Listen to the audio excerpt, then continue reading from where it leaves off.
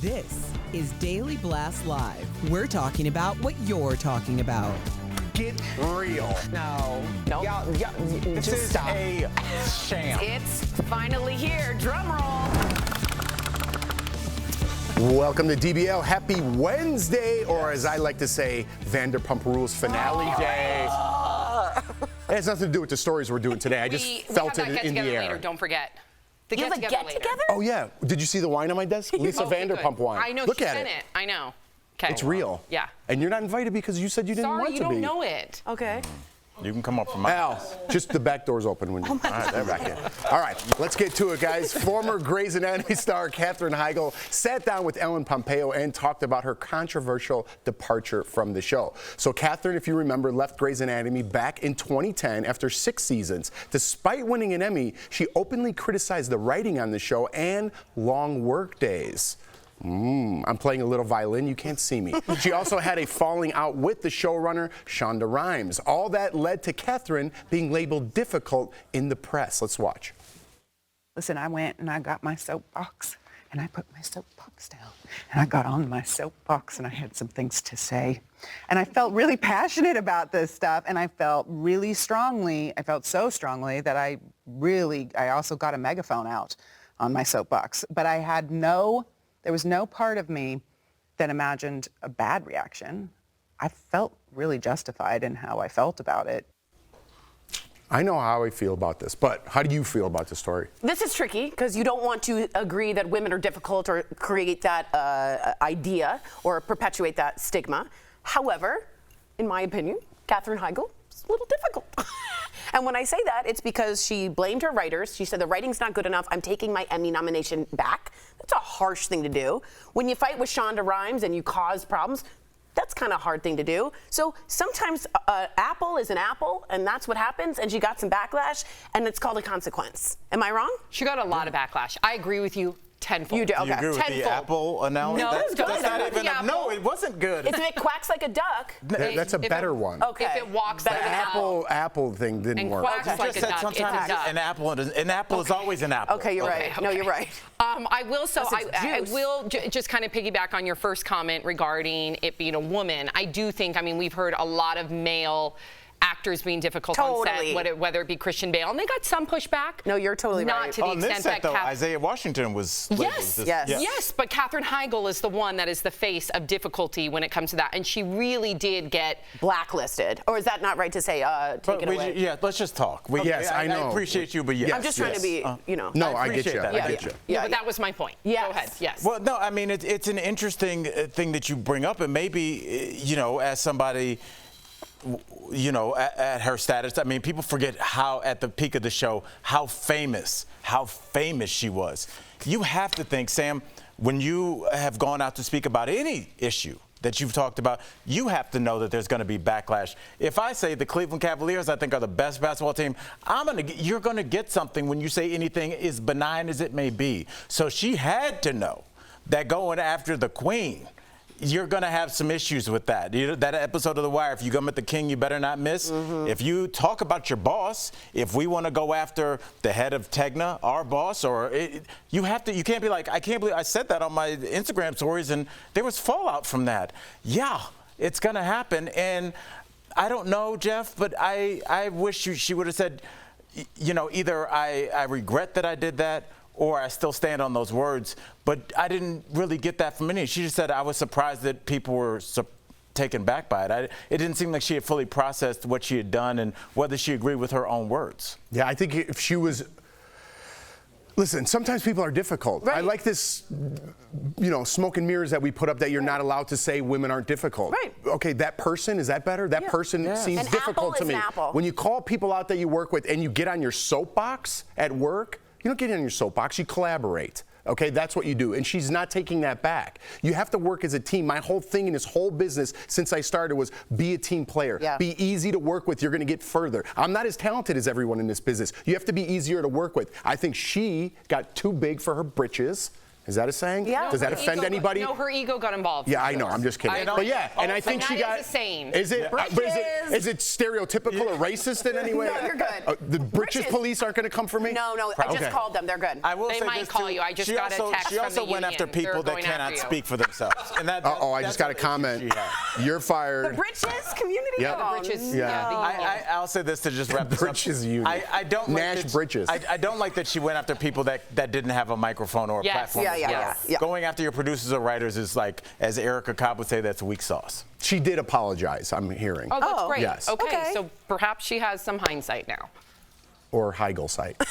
Okay. All right, enough with the puns. Hey, Tori. Martha Stewart, I thought it was pretty good on the spot. Pretty good. Martha Stewart may love decorating homes, but she isn't a fan of people who work from home. Great writing. See, you collaborate. That's what you do here. In a recent interview, she said remote working will lead to America to go down the drain. She said people can't possibly get everything done working 3 days a week in the office and 2 days remotely. Martha also isn't a fan of France, where many businesses shut down in August, saying it isn't a very thriving country. Tori, you're groaning. I mean, That's a privileged thing to come to, isn't it?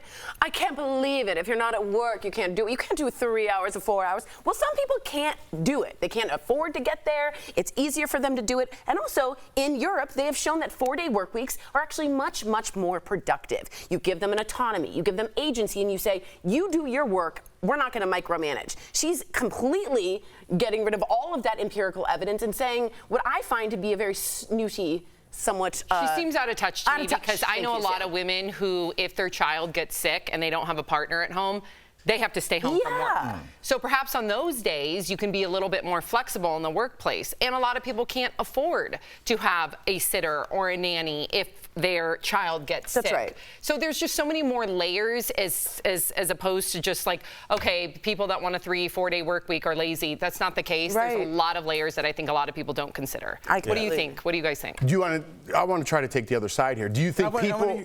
Go, please. Just, I mean, that's what I was going to go for. Do you think like the hardworking factory workers, which are few and far between now, of the old days, the work ethic, the mentality of you go to work, you take care of your business, and you come home? Do you think those days are gone? I think they're gone, but I'm not sure. And obviously, we're taking factory work out of here because when you're working with hands and you're working with 1,000, yes. that's a different thing. I do think if you look at the sitcoms that take place in offices, there are people goofing around in cubicles and in the break room. That's part of it, too.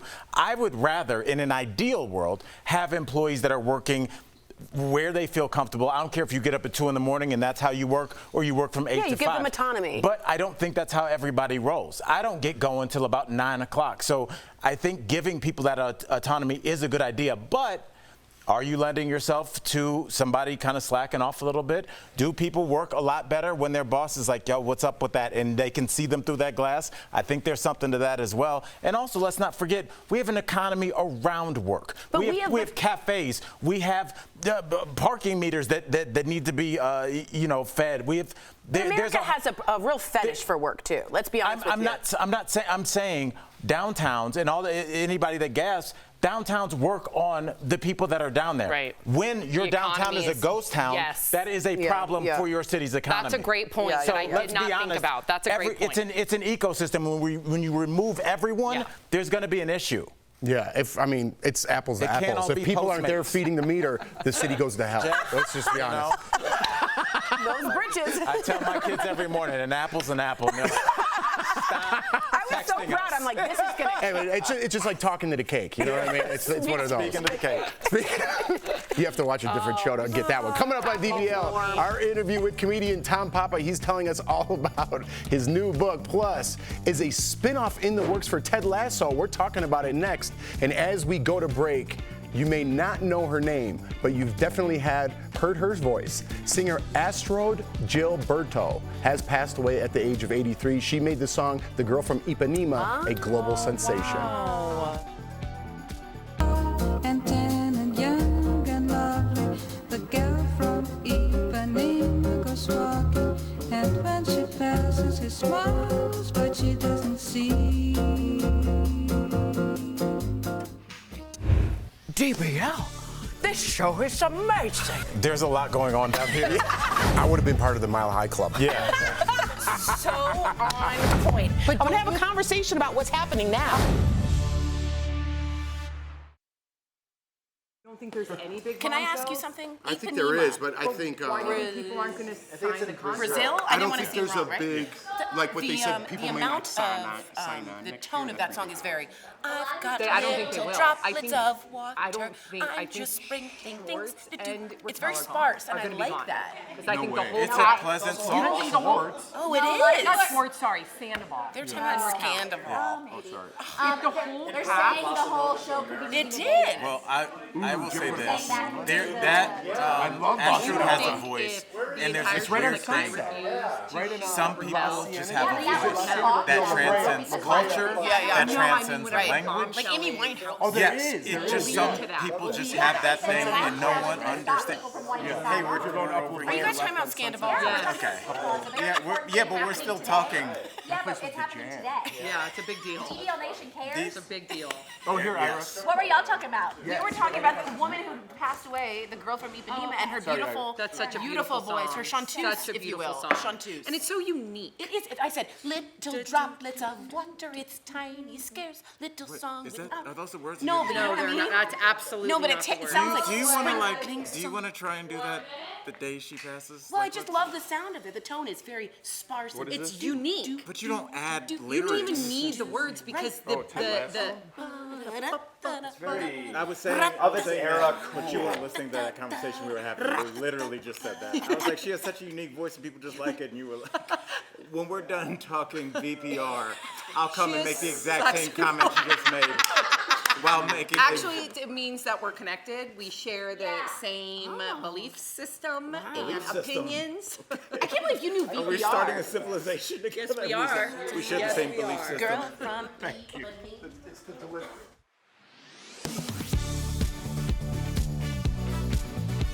Nothing sounds more refreshing than a cold drink on a hot summer day. But there is a claim that drinking warm fluids can actually cool down your body temperature. So is that true? Let's verify. Our source is Dr. James Reed, internal medicine with Novant Health. Welcome back. Ever since the season 3 finale of Ted Lasso, it aired last week, people have been wondering if this really is the end of the road for the show. But now Apple is hinting that a spinoff may be in the works. It tweeted out this photo from the finale featuring Coach Beard, Roy Kent, and Nate with the caption, "Smells like potential." But can Ted Lasso go on without Ted Lasso? So that got us thinking about some other successful spinoffs from really popular shows. So Frasier. Tori's fave went on for 11 seasons after the success of Cheers. Did it do more seasons than Cheers? I thought Cheers did 10 maybe. Anyway, that's impressive. Yeah, Please very. keep going. I'm not sure. We got to figure that out. And there's even a Frasier reboot in the works, Tori. Yes, there is. We There you spoke go. to I can't believe I'm just forgetting his name. Him personally. Oh. What is his Frasier's name? Kelsey Grammer. Excuse me. I'm so sorry. We spoke with him about it. Seems like your top of the We're line very show close. there. Yeah. We're very What's his close. name from my favorite show? Speaking of shows, the Cosby Show spinoff, A Different World, lasted for 6 seasons, even after the star Lisa Bonet left the show. Remember that? Happy I Days do. created spinoffs. Oh, thanks for the participation.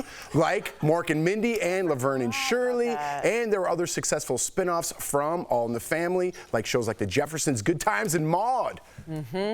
Get some. And the Charlie Sheen show, right? 2.5 Men? Yeah, then that became a completely different show, right? Well, they had Ashton Kutcher step in, remember? Right. right. Yeah. It didn't That's work. more It of was like a the character opposite. It went on for a couple seasons, I think, Yeah, right? but it didn't have the success of 2.5 Men. Yeah, remember when Only Barney? 1.5 Men. It was the same show, yeah. Okay. What'd you say? 1.5 Men. It didn't have the success of 2.5 Men. Oh, that was pretty good. Thanks. I missed it. I missed it. This is a random question. Was that show Empty Nest a spinoff of The Golden Girls? Loved Empty Nest. Oh, was that guy from Golden Girls? You're right. Was that? Okay, we should have checked that before the show. But Yes, it was. just hit It me. was. Can I get some props for that? Good job, Al Jackson. Nice job. This show should be Pop called culture 4.5 Men. You know what I mean? That's very funny. No, it wasn't. My favorite part of the spin-offs is when like It was actually sexist. When, Yeah. No, it wasn't. When Woody Harrelson would show up at Frasier's and you'd see their relationship from Cheers all the way on Frasier because they were, you know what I mean? And Ted Danson would show up. That's my favorite when they do the old school. What are you looking at me for? Do you think it'll be successful? Do you think that this would be? You're a huge Ted Lasso fan. You Yes. played Ted Lasso on our Halloween episode. Do you think without played him that Ted the show Lasso. could go on? That's a good I don't know. question. With his character so dynamic, I'm just on season 2, and I got to tell you, the first season was phenomenal, right? That's when I played him after the first season. But the second season was a little bit more into people's feelings and real life relatability.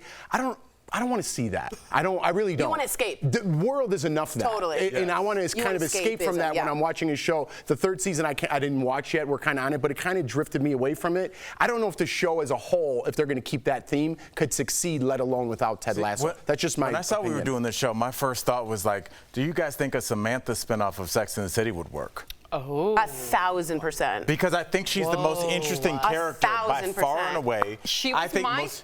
Yeah, fave please. character. However, I'm not a diehard Sex and the City fan, and I wonder if the diehard Sex and the City fans would feel like loyalty. that they. Yeah, I don't know. That's interesting. I just think she's the only one whose relationships were on her terms, and so I think people would like to go deeper into those. Everybody else is like, I don't know if he's going to call me back. Yeah. And she never had that. She was ahead of her time. She was ahead of her time, and I think maybe a spinoff for her would be more apropos for this time than ever before. Keeping up with the Samantha Jones. Is. Oh, that's good. Her last name is Jones. Okay, I like it. Thanks, buddy. It took a while, but that was on me. Thank good you. one. Yeah. Coming up on DBL, we chat with comedian Tom Papa. He's telling us all about his new book, We're All in This Together, so make some room. That's coming up next.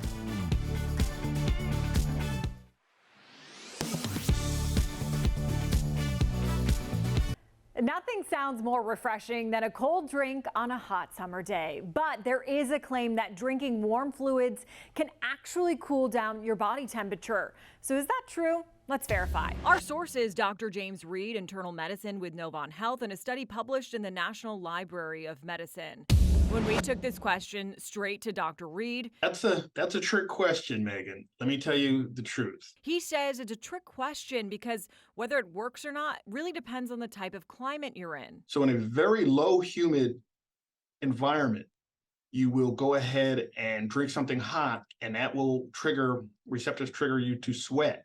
And if you're able to evaporate that sweat, it actually does cool you down. In dry, hot weather, it's true that hot drinks can cool you down. Dr. Reed says that's because hot liquids stimulate receptors in your throat and mouth that trigger sweat, and the evaporation of that sweat is what cools your body down. However, in humid weather, it's a much different story. In a highly humid environment, such as the East Coast of the United States, probably not going to allow you to evaporate as much sweat as the heat you're taking in. This study backs him up. It shows even if that hot drink triggers perspiration, that won't cool you down unless evaporation takes place. So in very hot, humid weather where your sweat can't evaporate, drinking a hot liquid will not cool your body down.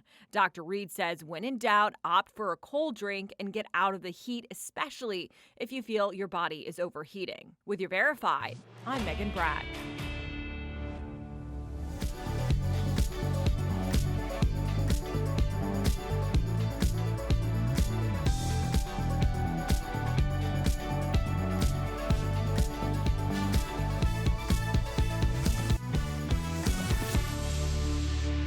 Welcome back. Tom Papa is one of our favorite comedians and quickly becoming one of our favorite authors.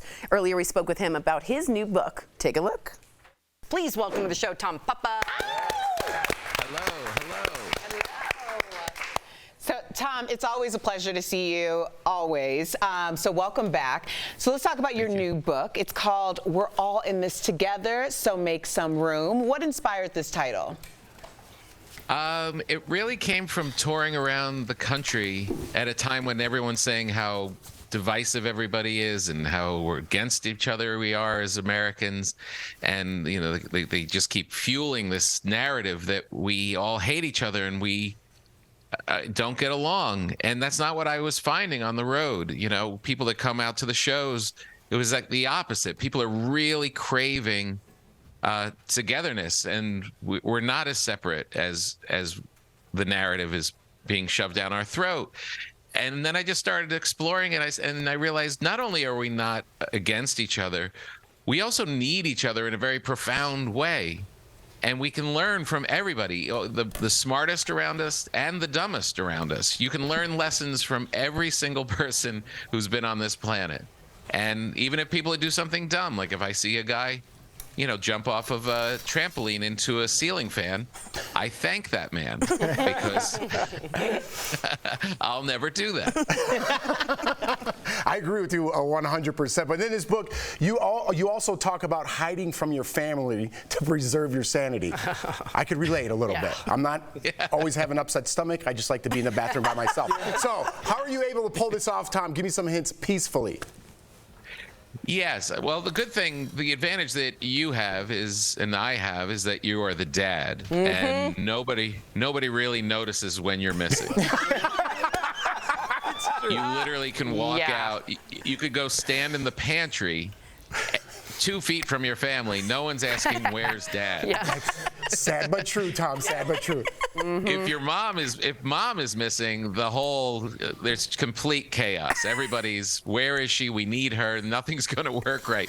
But for a guy, for a dad, you could just kind of wander off into the garage and gather yourself and come back. There'll be times I'll come back early from the road and I'll be like, hey, everybody, I got home early. And they'll look up like, we didn't know you were gone. Oh, man, that's so bad. That's so cool. There's truth to that. Oh, there it is. There it is. That's true. I feel for the moms. We got to Tom. hand it to you for sticking with your bread making habit, sir, that we all fell off, of course, after 2021. You kept it. What keeps you coming back to the kitchen to bake a fresh loaf? What do you need about it? Man, I love it. I was doing it way before the pandemic. And then when the pandemic hit, all of these people started saying, I'm into sourdough. I was like, you're not going to stick around. There's no way.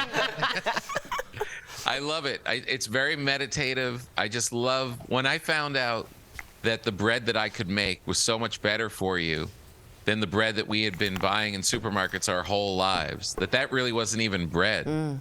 Bread should only have flour, water, salt, and yeast. That's it. And there's 30 ingredients in the bread you get in the supermarket. So when I realized how good it was, I'd never had a hobby. And my friend taught me how to bake bread. And my recommendation to everyone is, if you're going to get a hobby, get one that you can eat. That's a great note. And just like I'm absorbing, but I'm still stuck on when you're talking about the difference between dads and mothers. Yeah. The worst thing is, like, my kids are at the age now, they have phones. I have 3 kids. And, I'll be like, oh, let's go to the store. And they'll be like, hold on, let's call mom first. Like, I don't even have low level cred. It's like I need to go to the higher level. So appreciate you speaking for us dads that are probably rightfully neglected. Yes. Yeah, and that definitely changed. That's a generational thing. Like when I was a child and they said, wait till your father comes home. Right. It was panic. We would just start crying immediately and hide under the couch. When my daughters heard, wait till your father comes home, they were excited. They're like, oh, good. Someone else who can get in trouble. Exactly. That's hilarious. So Tom true. Papa, we love when you stop by. Yes. Thank you for putting a smile on all of our faces. DBL Nation, pick up Tom's newest book. We're all in this together, so make some room. Out now wherever books are sold. Thank Come back you so much, soon. Tom. Yeah, we'll be right hilarious. back. Thank you so much. So real. Yes. Thanks, brother.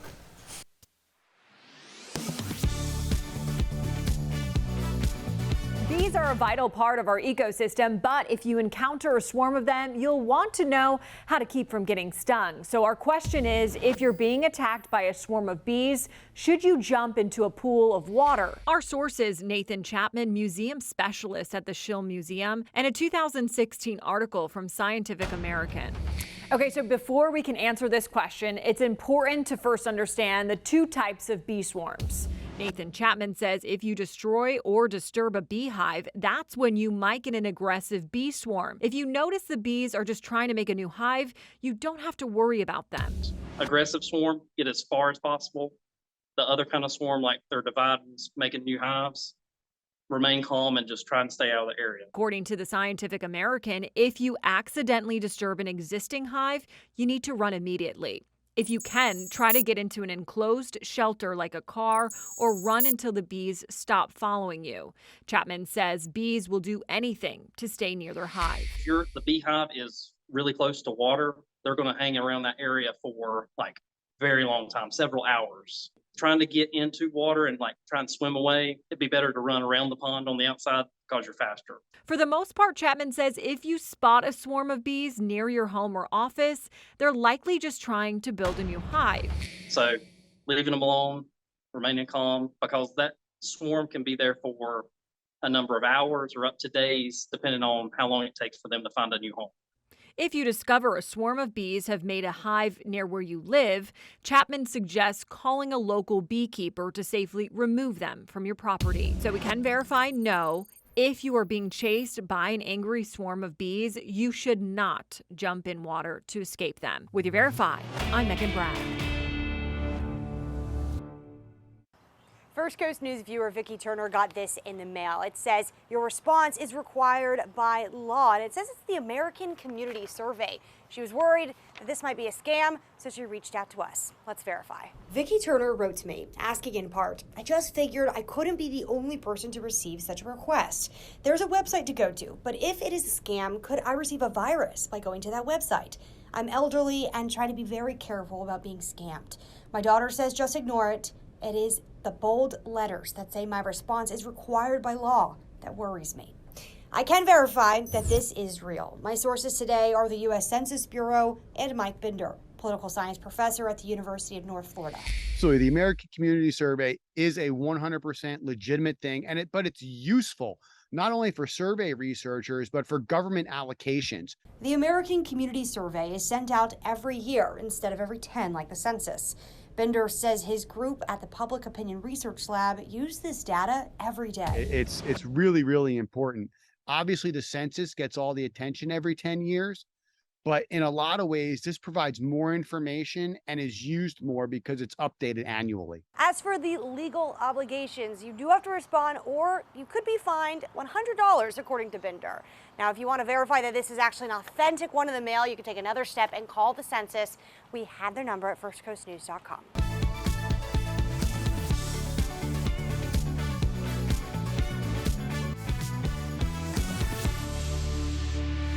Welcome back. If you suffer from toriitis, you're not alone.